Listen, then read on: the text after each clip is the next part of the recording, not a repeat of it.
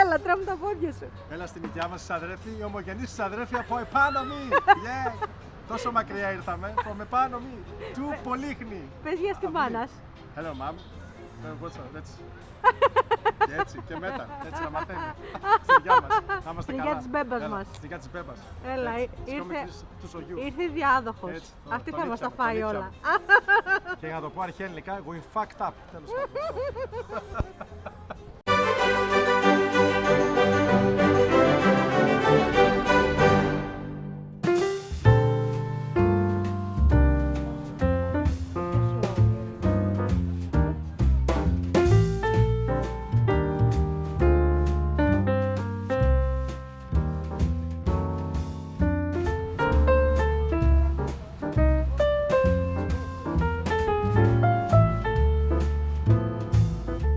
Αναρωτιέμαι τώρα αν θα μπορέσω στο μοντάζ να συντονίσω δύο αρχεία. Διαφορετικό αρχείο ήχου και διαφορετικό αρχείο εικόνας. Θα μου πεις, βρε κοπελιά, πάρε ένα μικρόφωνο που να συνδέεται με την κάμερά σου. Ναι, αυτό είναι μια παράληψη που πρέπει να την διευθετήσω. Θα το δούμε στην πορεία. Βόλτες και βιβλία για μια ακόμα φορά. Και ακόμα προσπαθώ να βρω με ποιο τρόπο θα τα συντονίσω καλύτερα. Με ποιο τρόπο θα βολεύει καλύτερα. Βολεύει να τρέχουν τα βίντεο παράλληλα με εδώ πέρα, με τις αναλύσεις μας, ή να τα κάνουμε χωριστά τις βόλτες, χωριστά εδώ πέρα το καθιστό κουβεντολόι περί βιβλίων και λοιπόν θεμάτων. Θα το βρούμε, ξέρω εγώ. Έχω κάνει κάποιες επιλογές, έχω σίγουρα ένα βιβλίο που είναι απόλυτα καλοκαιρινό με την έννοια ότι είναι χαλαρό, ξένιαστο, τρέχει γρήγορα, έχει χιούμορ, έχει πλάκα, είναι πνευματώδες. Και έχω και κάποιες άλλες επιλογές να δούμε τι θα προφτάσουμε σήμερα, είναι μπόλικες.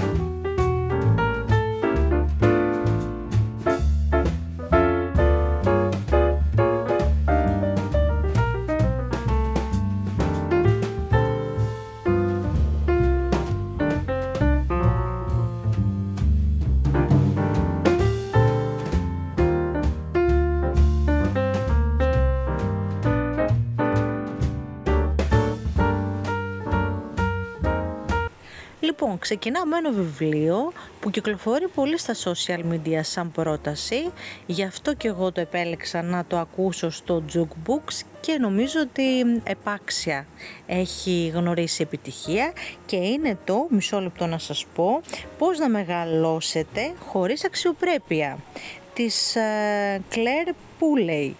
Πάρα πολύ ωραίο βιβλίο. Λοιπόν, έχουμε μία μοναχική κυρία 70 ετών, η οποία είναι λίγο κοινωνικά αποκλεισμένη για δικούς της λόγους που μας αποκαλύπτει στη συνέχεια, στην πορεία. Το βιβλίο είναι χιουμοριστικό και είναι βιβλίο χειραφέτησης, ενδυνάμωσης και θίγει πολλά θέματα, κυρίως του age shaming. Και είναι κυρίως έτσι φεμινιστικό, αλλά όχι με μια έννοια καταγγελτική ότι θα βάλουμε φωτιά την πατριαρχία, δηλαδή όχι τόσο στα κάγκελα, αλλά με μια πολύ ουσιαστική και όμορφη προσέγγιση του τύπου πώς να έχουμε περισσότερο θάρρος και να διεκδικούμε μια καλύτερη ζωή εμείς οι γυναίκες σε οποιοδήποτε φάσμα της ηλικίας μας βρισκόμαστε και αν βρισκόμαστε.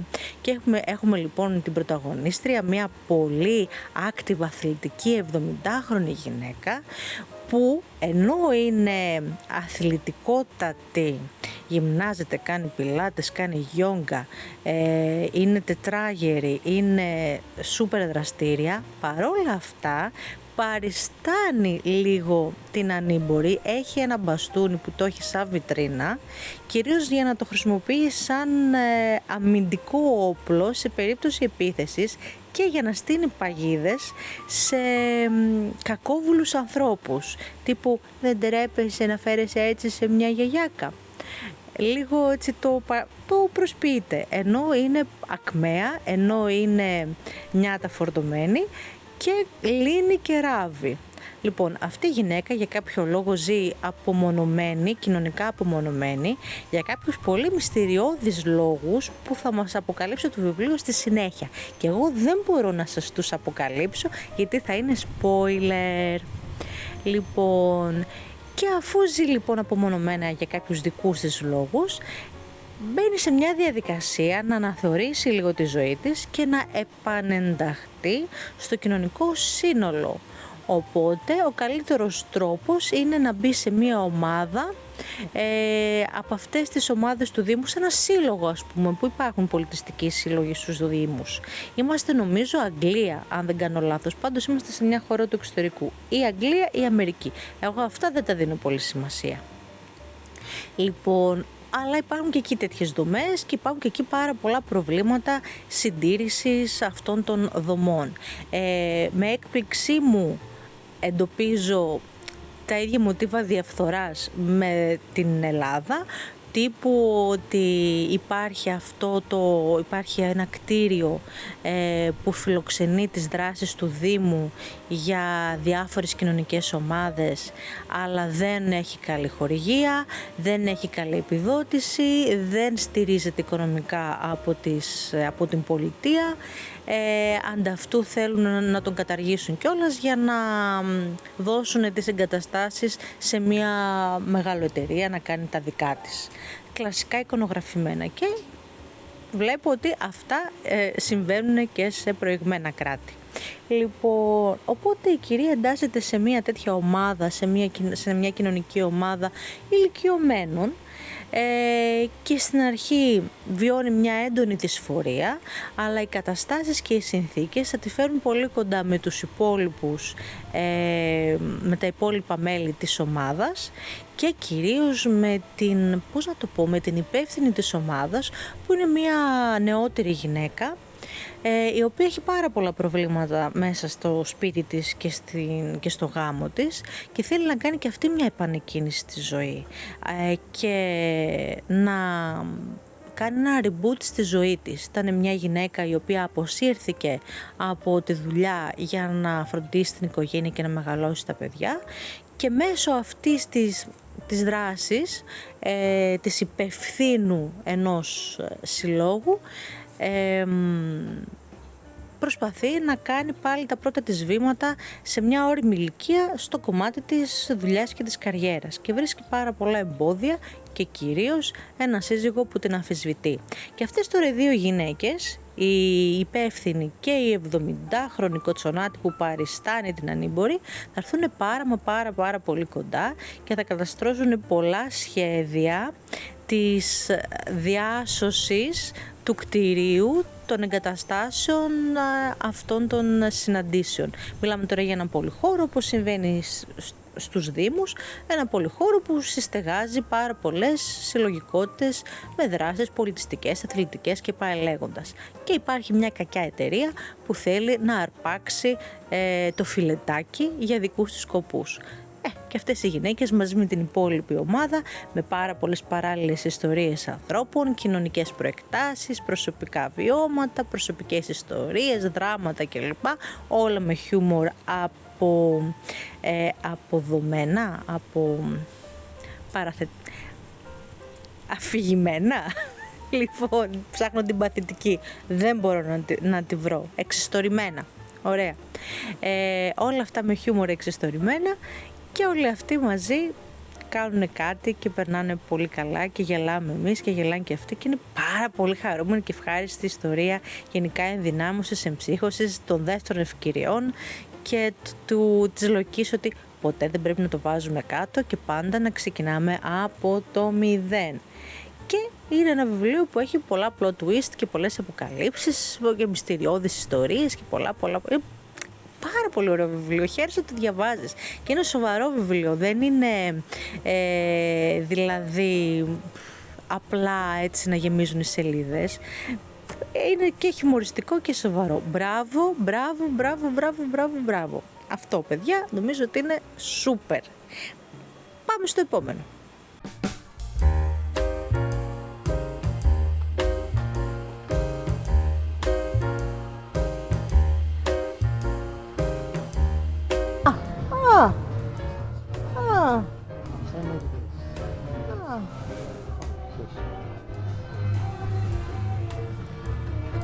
Τετράδα. Τετράδα κιόλας. Και αυτό τετράδα είναι. Όχι, εγώ θέλω αυτά που κόβω τα κρεμμύδια, τα αυτά, τα...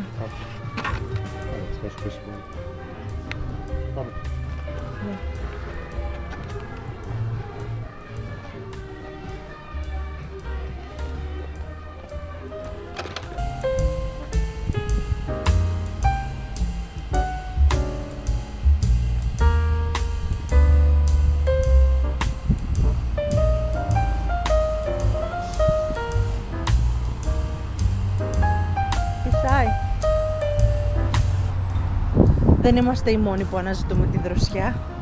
Λίγο να πάρουμε μια ανάσα γιατί γίνεται χαμός.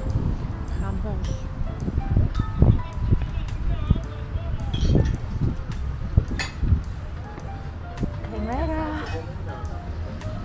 Θες έξω, ορίστε. Θα καθίσουμε καφεδάκι. Έλα δεις λίγο μέσα, γιατί λίγο σταματά. Ναι. Είναι κινησμένο.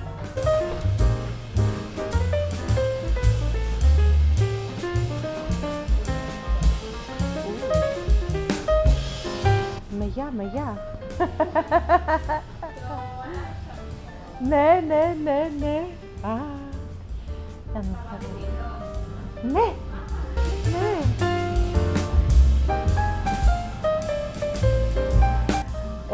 Είναι action. Και είναι και αδιάβρωση. Είναι για όλα τα ωραία. Αχ, πολύ ωραίο. Για να δούμε, πού θα αποφασίσει ο λαός.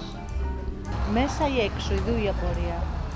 Και αληθορίζω κιόλας. Είναι το μάτι αφηρημένο. Το μάτι χάνει. Αλλά το ανακοινήσανε.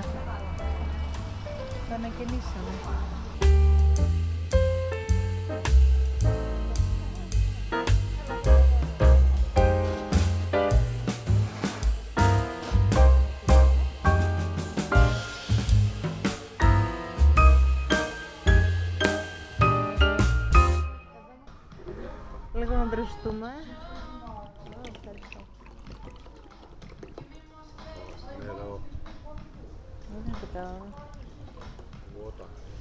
Water. A bowl water. Μετά θα δω και τι βιβλία έχουνε. Να κάνουμε και update. Ολοκλήρωσα τον εξορκιστή. Αλλά δεν ξέρω, είναι λίγο βαρύ για να το αναλύσουμε καλοκαιριάτικα. Με αποζημίωσε και έχει μπει στα πιο αγαπημένα μου βιβλία ever. Θα σας πω.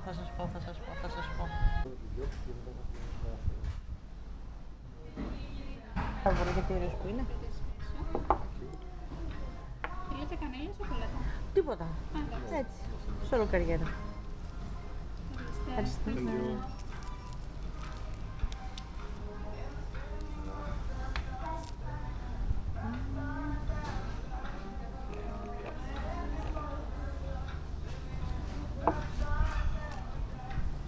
Έκανε εισαγωγή τον πατέρα μου στο νοσοκομείο για να κάνει ένα μικροχειρουργείο εύκολο. Μπορεί να μείνει μόνος του, ευτυχώς. Απλά τον τακτοποίησα γιατί από προσανατολίζεται, δεν τα ξέρει και τα κρατόπια μέσα στα νοσοκομεία. Χαρτούρες, ιστορίες, αυτά. Τον άφησα. Είναι οκ, είναι καλά. Και Αύριο βγαίνει. αύριο θα βγει. Θα βγει μπαμπαμ. Αν όλα πάνε καλά, ευχόμαστε να πάνε καλά. Αν όλα πάνε καλά, θα βγει και μόνος του. θα πάρω τηλέφωνο τους γιατρούς για ενημέρωση κλπ. Για να μην πάρω πάλι άδεια, δεν μπορώ να παίρνω συνέχεια άδεια από τη δουλειά. Και τώρα πεταχτήκαμε λίγο τζάμπο για κάτι γκατζετάκια, κάτι είδη ανάγκης, έτσι, για κατοικίδια, για σακουλάκια, ιστορίες, βλακιούλες.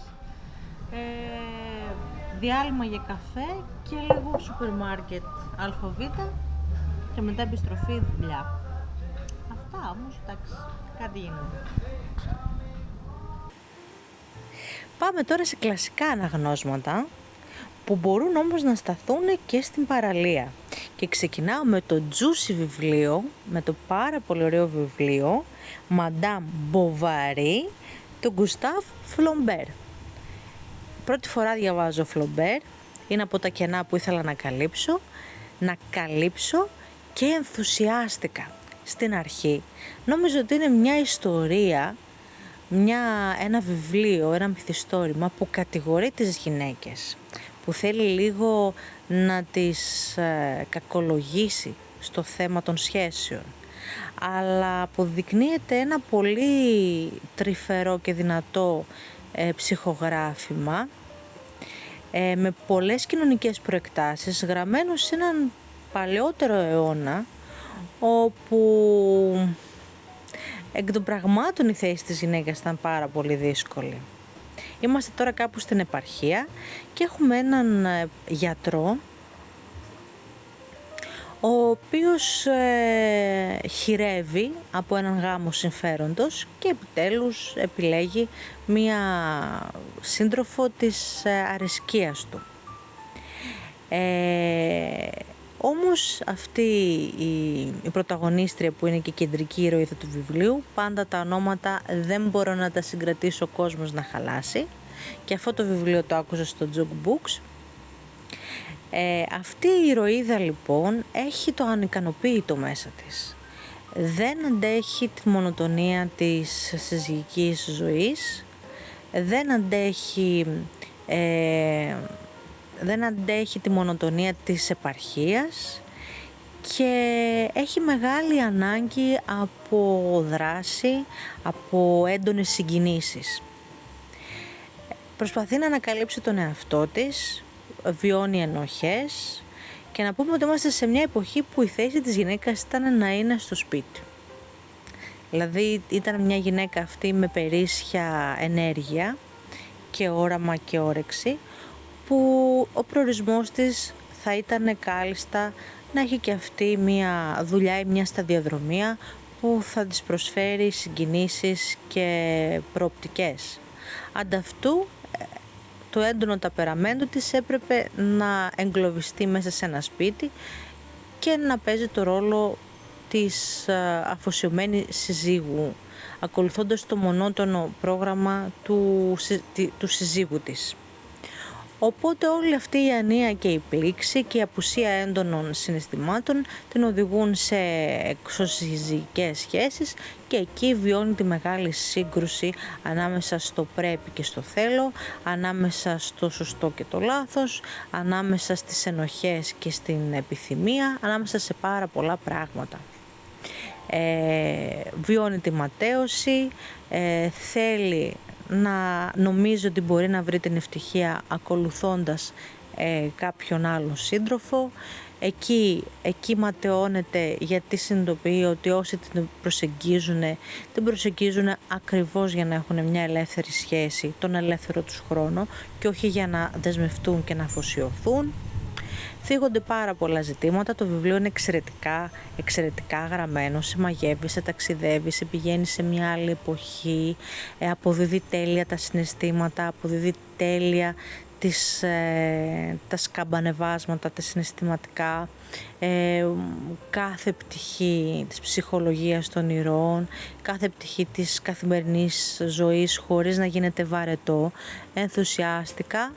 Στο τέλος δικαιώνεται αυτή η γυναίκα, γιατί δείχνει το πρόβλημα, το ουσιαστικό πρόβλημα της καταπίεσης της γυναίκας εκείνης της εποχής, με την έννοια ότι δεν μπορεί έναν άνθρωπο να τον προορίζεις μονάχα στο να είναι διακοσμητικός μέσα σε ένα σπίτι και να μην έχει τους δικούς του στόχους, τις δικές του επιδιώξεις, τα δικά του, τον αποκλεισμό, τον κοινωνικό αποκλεισμό της γυναίκας και τον ρόλο τον οικιακό. Οπότε εκ των πραγμάτων αυτό θα δημιουργούσε πρόβλημα σε μία γυναίκα με πιο έντονο ταπεραμέντο. Λοιπόν, δείχνει πάρα πολλά, θίγει πάρα πολλά, αποδίδει, να περάσει λίγο αέρας, αποδίδει και τα στερεότυπα της εποχής, τα οποία σε πολλές περιπτώσεις δεν έχουν αλλάξει, αλλά σαν βιβλίο είναι μια απόλαυση, είναι μια απολαυστική ιστορία να τη διαβάζεις, σε μαγεύει.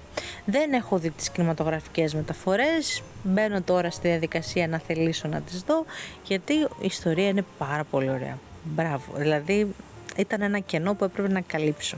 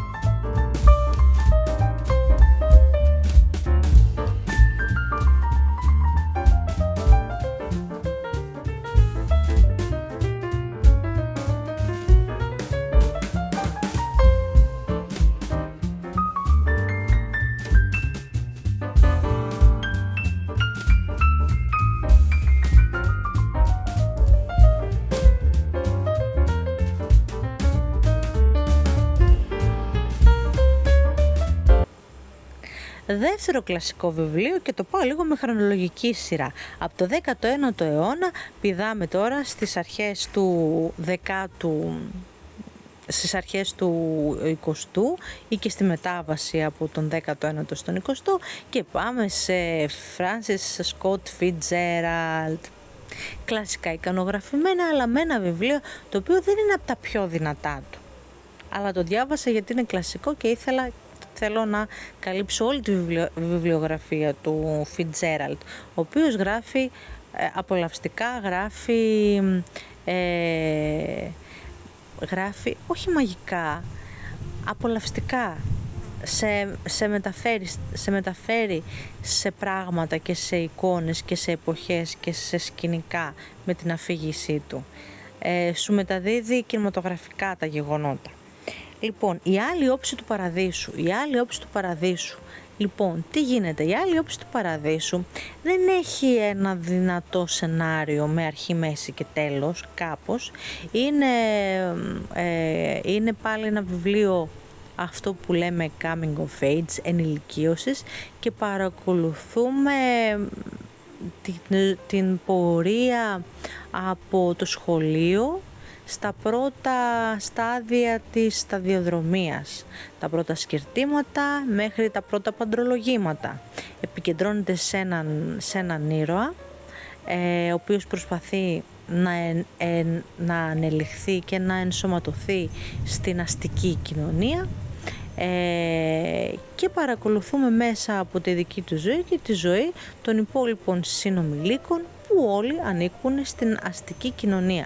Παρακολουθούμε δηλαδή τη ζωή της αστικής κοινωνίας και πώς μεγαλώνουν αυτά τα παιδιά, σε τι σπίτια μεγαλώνουν, πώς διαπαιδαγωγούνται και ποιοι είναι οι στόχοι, οι επιδιώξεις και πώς είναι η καθημερινότητά τους.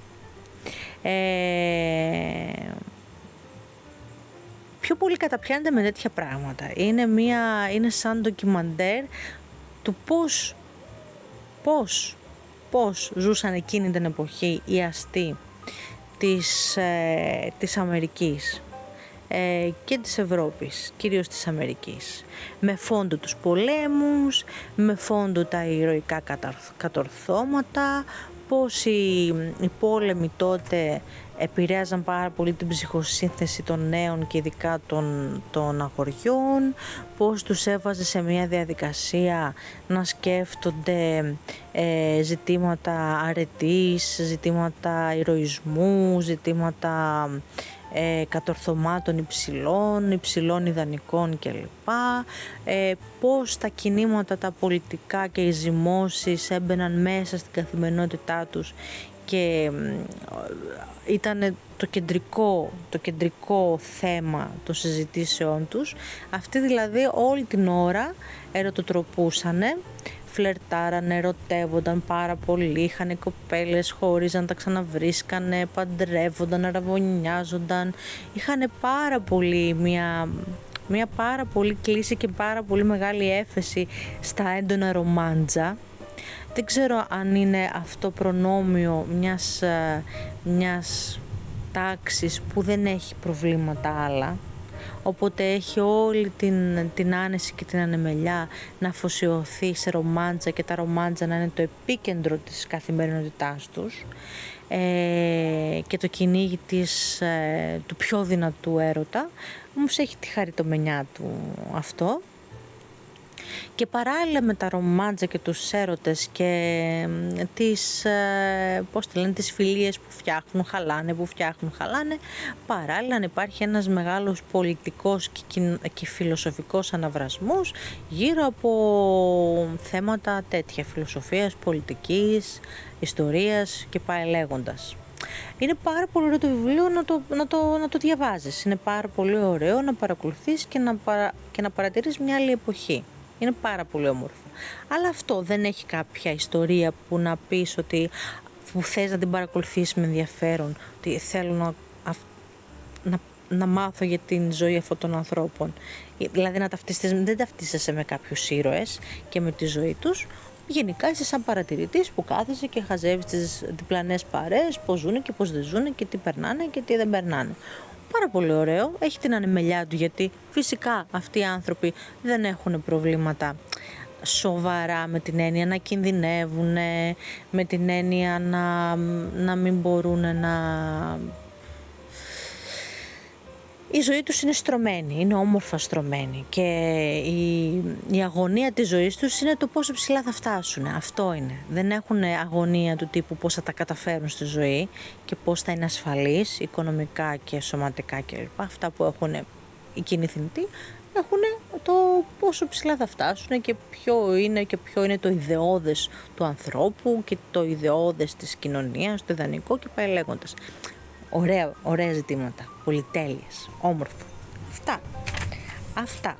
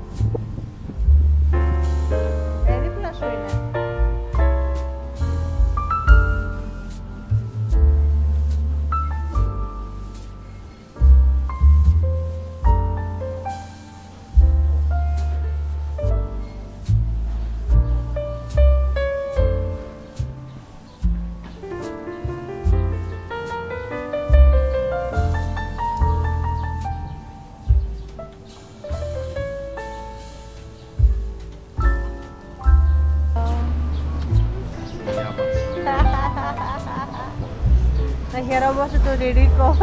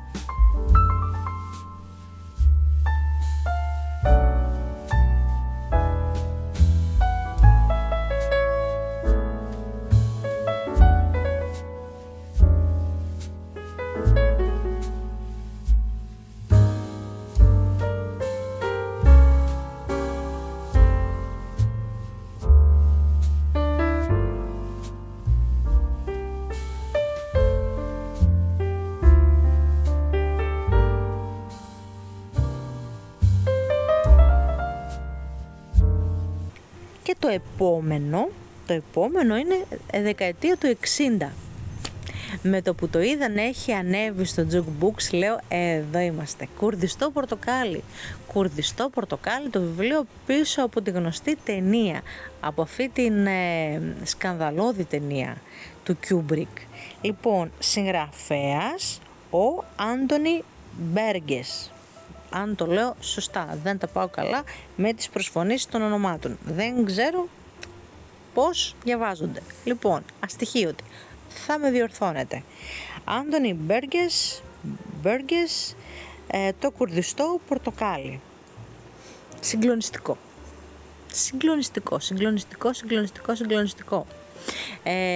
Στο υπόμνημά του της συγγραφέας λέει ότι δεν ήταν αυτό το αγαπημένο του βιβλίο. Θα του απέδιδε πολλά red flags και παρόλο που έχει σε εκτίμηση άλλα βιβλία του περισσότερο από αυτό λέει αγαπήθηκε όσο κανένα άλλο και έμενε στην ιστορία και δικαιωματικά, έμενε και πήρε και βραβεία κλπ. Είμαστε Βρετανία, το βιβλίο είναι αγγλικό, αναφέρεται στην βρετανική κοινωνία και έχουμε κεντρικό θέμα την παραβατικότητα των εφήβων. Η ταινία έχει σαν κεντρικούς ήρωες κάποιους νεαρούς, οι οποίοι όμως είναι ενήλικες. Και αυτό δίνει πολύ διαφορετικό χρώμα και απόδοση στην ταινία. Η ταινία είναι πιο σκληρή γιατί εμφανίζει στους κεντρικούς ήρωες κάποιους νεαρούς άντρες. Αλλά έχει πολύ μεγάλη διαφορά το ηλικιακό φάσμα. Λοιπόν, κεντρικό θέμα είναι μια παρέα παιδιών, 15χρονων παιδιών και κλέβουνε, κάνουν παρανομίες,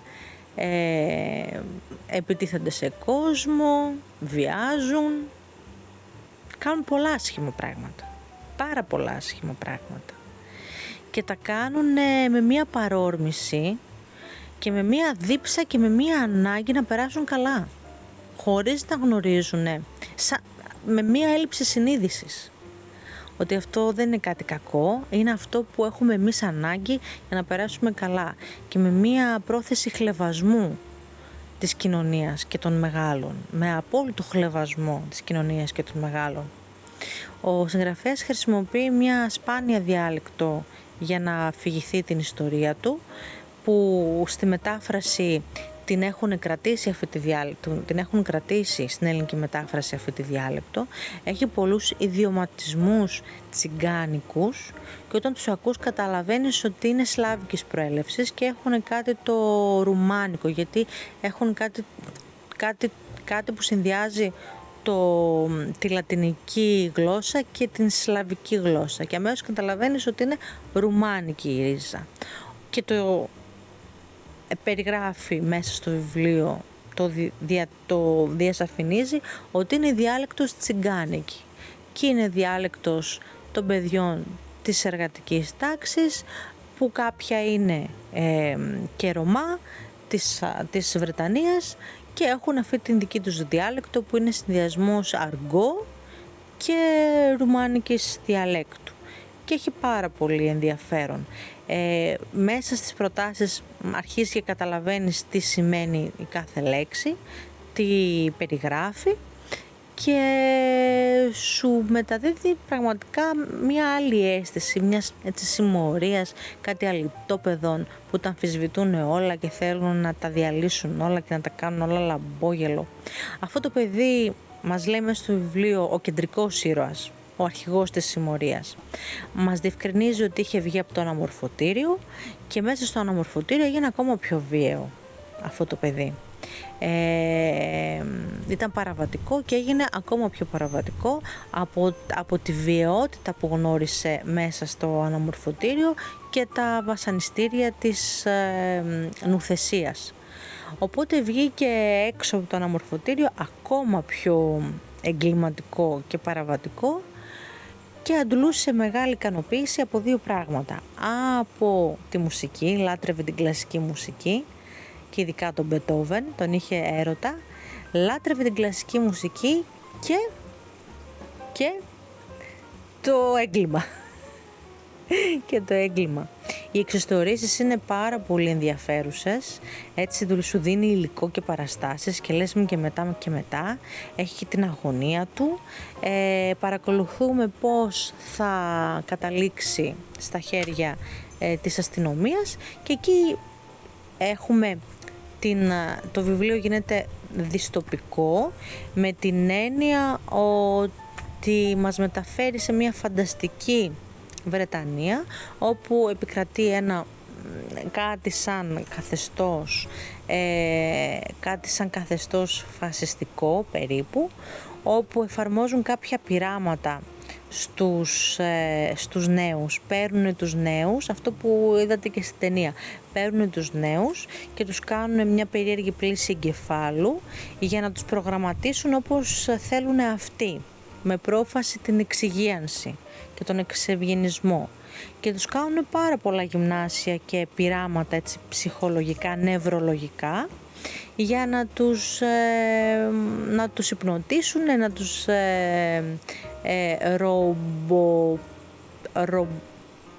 πώς να το πω, να τους κάνουν στρατιωτάκια χωρίς βούληση, και κάποιους από αυτούς μετά τους στρατιολογούν στα σώματα ασφαλείας γιατί θέλουν αυτή την επιθετικότητά τους να την απορροφήσουν μέσα στις δυνάμεις καταστολής, και είναι εντυπωσιακό ότι αυτό γράφεται τη δεκαετία του 60 και έχει πάρα πολλές αναφορές και αναλογίες με το τώρα και με το σήμερα, το πώς λειτουργούν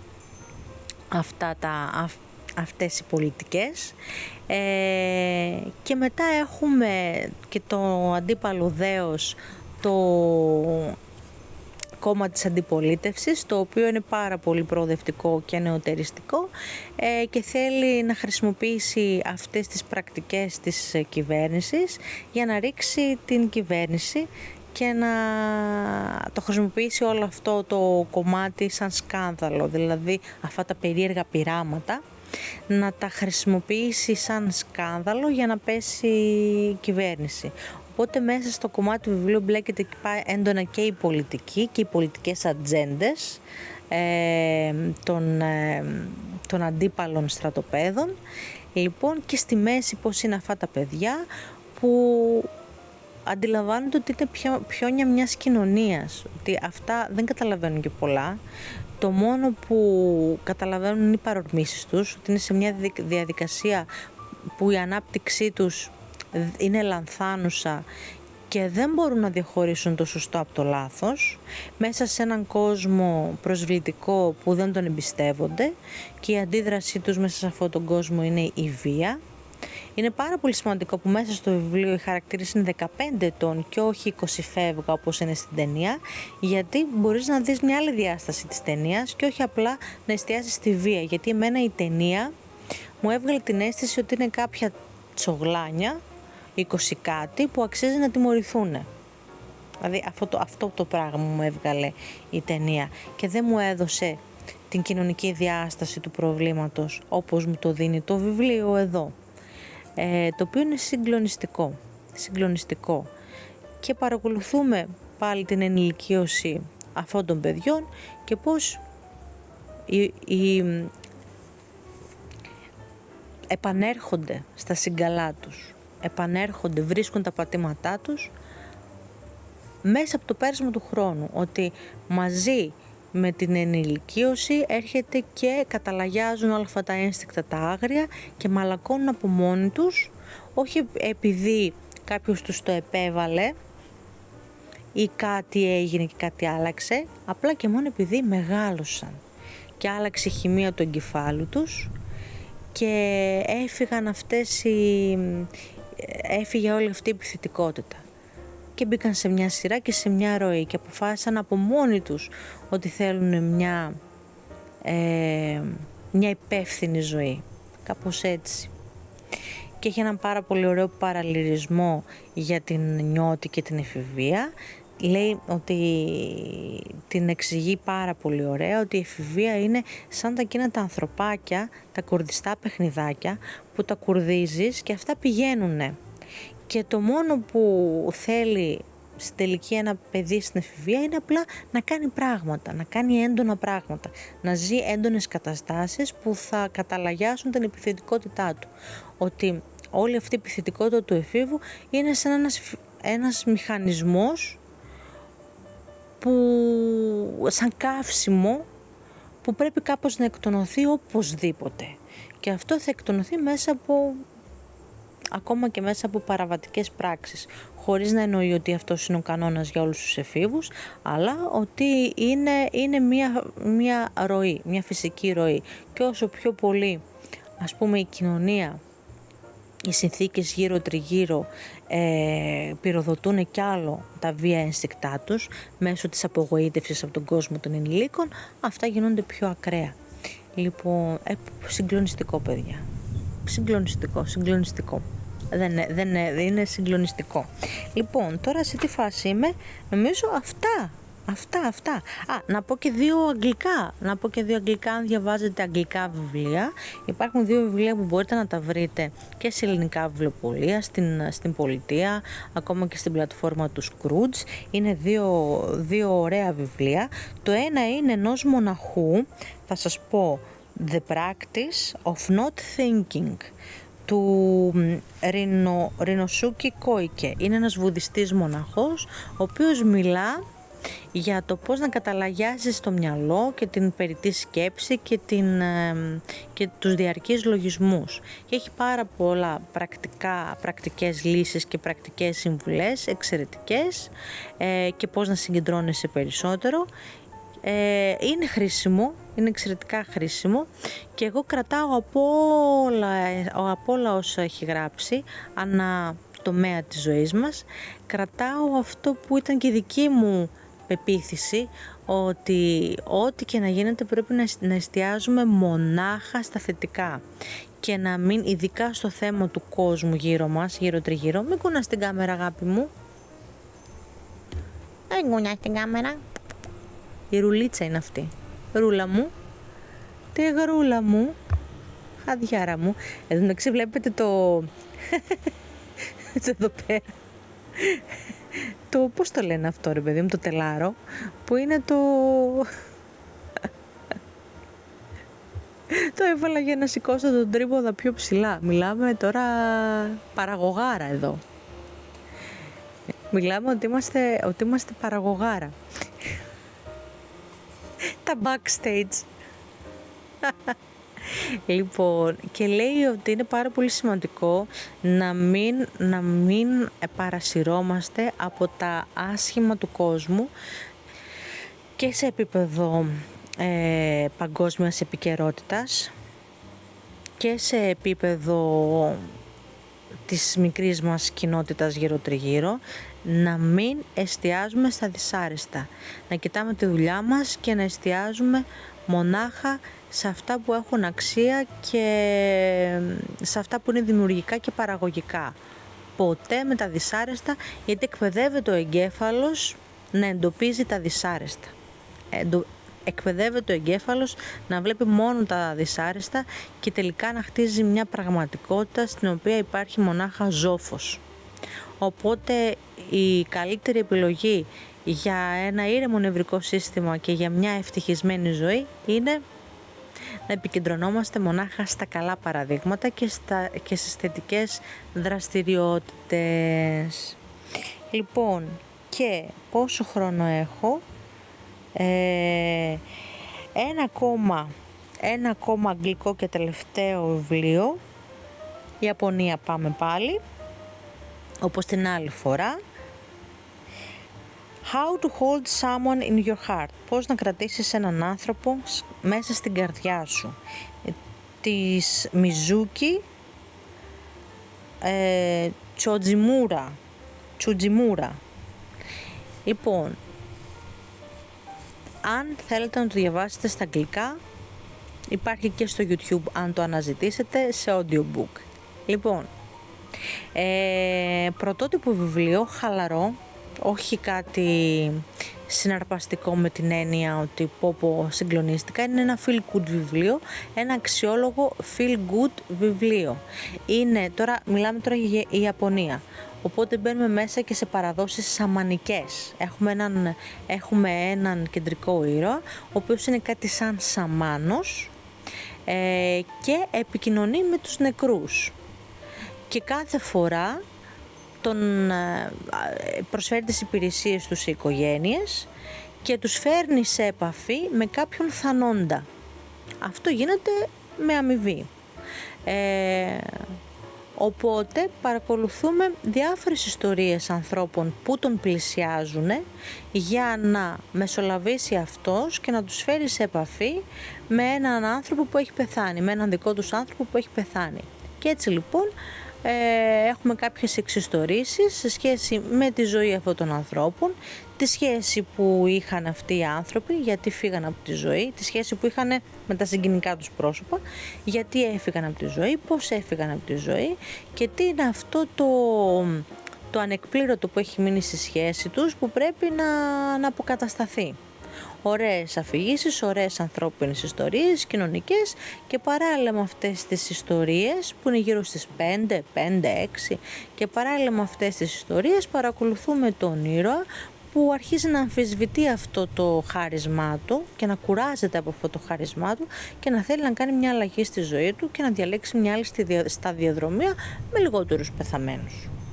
Είναι πρωτότυπο γιατί μας μεταφέρει σε κάποια άλλα πολιτιστικά χαρακτηριστικά, πολύ ξένα από τα δικά μας. Εδώ τέτοιους ανθρώπους τους θεωρούμε κομπογιανίτες και τους θεωρούμε τσαρλατάνους και επικίνδυνους.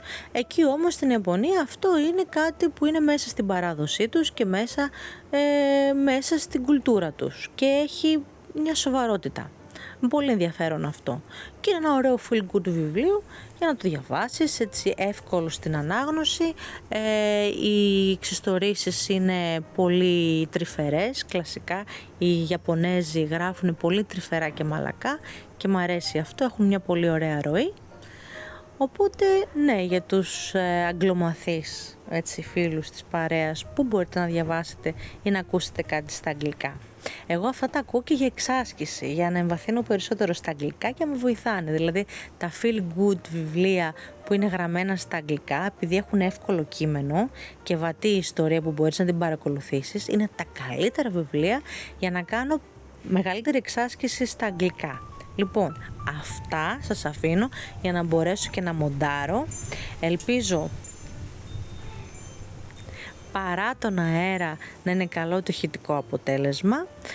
Όσο θα είναι καλός ο καιρός, εγώ θα κάθομαι να το τραβάω έξω τα βίντεο για να μην στείνω ολόκληρη την ιστορία με τα φώτα μέσα στο σπίτι και για να μην νιώθουμε την κλεισούρα και να είμαστε καλά.